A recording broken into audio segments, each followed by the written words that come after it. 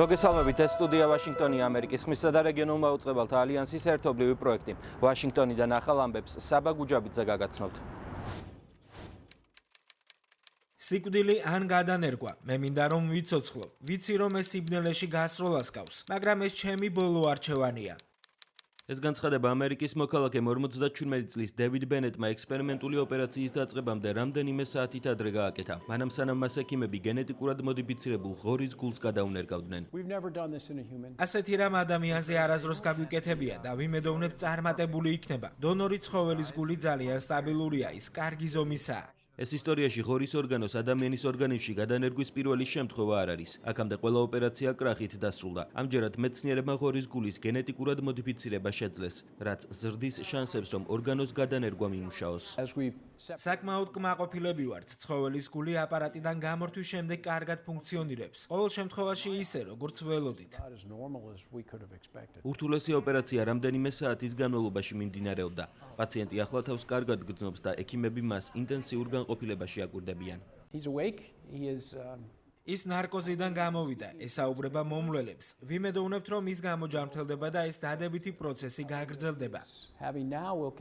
57 წლის დევიდ ბენეტისთვის ეს ოპერაცია გადარჩენის ერთადერთი გზა იყო, მას გულის სერიოზული დაავადება ჰქონდა. ახალი კვლევებისა და პაციენტის მდგომარეობის გათვალისწინებით ამერიკის სურსათისა და მედიკამენტების ადმინისტრაციამ საგანგებო ავტორიზაცია გასცა, რამაც პაციენტს გადარჩენის შანსი, ექიმებს კი სამედიცინო სფეროში რევოლუციური ცვლილებების საშუალება მისცა. ღორის გულის გენეტიკურად მოდიფიცირება ვირჯინიაში დაარსებულ კომპანია რივივიკორში მოხდა. გადანერგვის ჯგუფმა ღორს გული ოპერაციამდე რამდენიმე საათით ადრე ამოკვეთა და ის სპეციალურ მოწყობილობაში მოათავსა, რადგან გულის ფუნქციები შენარჩუნებულიყო. ღორი დიდი ხნის განმავლობაში განიხილებოდა ტრანსპლანტაციის საუკეთესო გზად, რადგან მისი ორგანოები ადამიანისას ძალიან ჰგავს. ღორის გული ზრდასრული ადამიანის გულის ზომისაა. მეცნიერები ფიქრობენ, რომ თუ ექსპერიმენტი გაამართლებს, მომავალში გაჩნდება საშუალება, რომ ღორიდან ადამიანში თირკმლის, ღვიძლისა და ფილტვის გადანერგვაც მოხდეს. ამერიკაში ორგანოების გადანერგვის რიგი ძალიან დიდია. ოფიციალური მონაცემებით ამჟამად რიგში 100,000 ამერიკელი იმყოფება. ყოველწლიურად კი ორგანოების არქონის გამო 6,000-მდე ადამიანი იღუპება. აქამდე ღორიდან ადამიანის ორგანიზმში ორგანოების ყველა გადანერგვა გენეტიკური განსხვავებების გამო წარუმატებლად დასრულდა. ამჯერად მეცნიერები ამბობენ, რომ შეძლეს გენეტიკური კოდი შეეცვალათ და შეამცირეს ვირუსის წარმოშობის მაჩვენებელი და ასევე შეცვალეს გენეტიკური მონაცემები ღორის გულში ქსოვილის გადაჭარბებული ზრდის თავიდან ასაცილებლად. Probably the biggest risk is now. ყველაზე დიდი რისკი ახლა, როგორც ჩანს, გადავიარეთ ჰიპერმწვავე უარყოფის ფაზა. ვემზადებით შემდგომი შეტევებისთვის, რაც ღორის გულის ადამიანის სხეულში მოთავსების დროს მოსალოდნელია. სხვადასხვა იმუნურ მოთამაშეს შეუძლია ამის გამოწვევა. თუმცა ჩვენ ჰუმანიზებული, გენეტიკურად რედაქტირებული გულის გარდა, მკურნალობის გეგმად შევიმუშავეთ და შევეცადეთ მოსალოდნელი საფრთხეები გაგვეთვალისწინებინა. ამ დრომდე 57 წლის ბენეტი ინტენსიური თერაპიის განყოფილებაში რჩება. მისი თერაპია შესაძლოა დღეების, კვირების ან წლების განმავლობაშიც კი გაგრძელდეს. თუმცა თუ ექსპერიმენტი წარმატებით დასრულდა, ის კიდევ დიდხანს იცოცხლებს. ქალაქი ეზრუმი ცენტრალურ თურქეთში მდებარეობს. ის ევროპაში წასვლის მსურველი მიგრანტების თავშეყრის ერთ-ერთი ყველაზე დიდი ადგილია. აქ იკრიბებიან ავღანელი დევნილებიც. ნაწილი რჩება და სამუშაოს ადგილზე პოულობს. გაერთიანებული ერების ორგანიზაციის მონაცემებით თურქეთს ამ დროისთვის 183,000 ავღანელი აფარებს თავს. არაოფიციალური მონაცემებით კი ქვეყანაში ავღანელი დევნილების რიცხვი რამდენიმე ათასით მეტია და ისინი აღრიცხვაზე არ იმყოფებიან. უსაბუთოდ მყოფი დევნილები მუშაობენ, თუმცა მათ არ აქვთ წვდომა ძირითად სერვისებზე, როგორიცაა ჯანდაცვა. მუჰამედი ერთ-ერთი მათგანია. მე მუჰამედი ვარ, ავღანეთის ბადახშანის პროვინციიდან. თურქეთში 2 თვის წინ ჩამოვედი, არ მაქვს პირადობის მოწმობა და ამიტომ ვერ ვიღებ სამედიცინო დახმარებას. მუჰამედი ერზრუმში რძის მწარმოებელ კომპანიაშია დასაქმებული. საწარმოში მასთან ერთად კიდევ რამდენიმე ავღანელი მიგრანტი მუშაობს.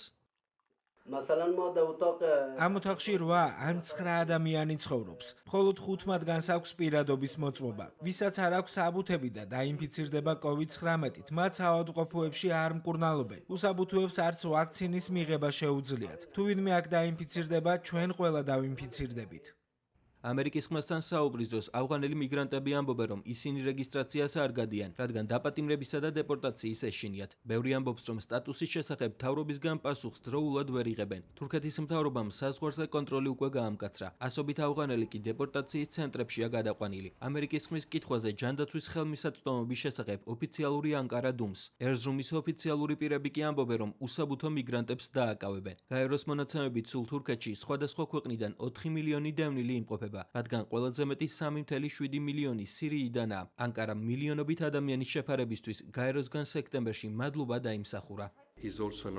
მინდა მიმართო საერთაშორისო ორგანიზაციებს, დონორ ქვეყნებს, მეტი დახმარება გაუწიონ თურქეთს, რომელიც მილიონობით დევნილს თავში საფარს აძლევს.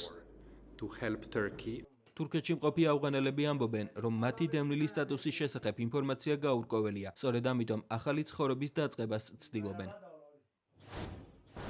დღეისათვის სულ ეს იყო. თქვენ უყურებდით სტუდია ვაშინგტონს ამერიკის ხმისა და რეგიონულ მაუწყებელთა ალიანსის ერთობლივ პროექტს. ჩვენი გადაცემების ხილვა ყოველ სამუშაო დღეს რეგიონულ მაუწყებელთა პირდაპირ ეთერში შეგიძლიათ. თვალი ადევნეთ ახალ ამბებს ჩვენს ვებგვერდზე www.amerikiskhma.com.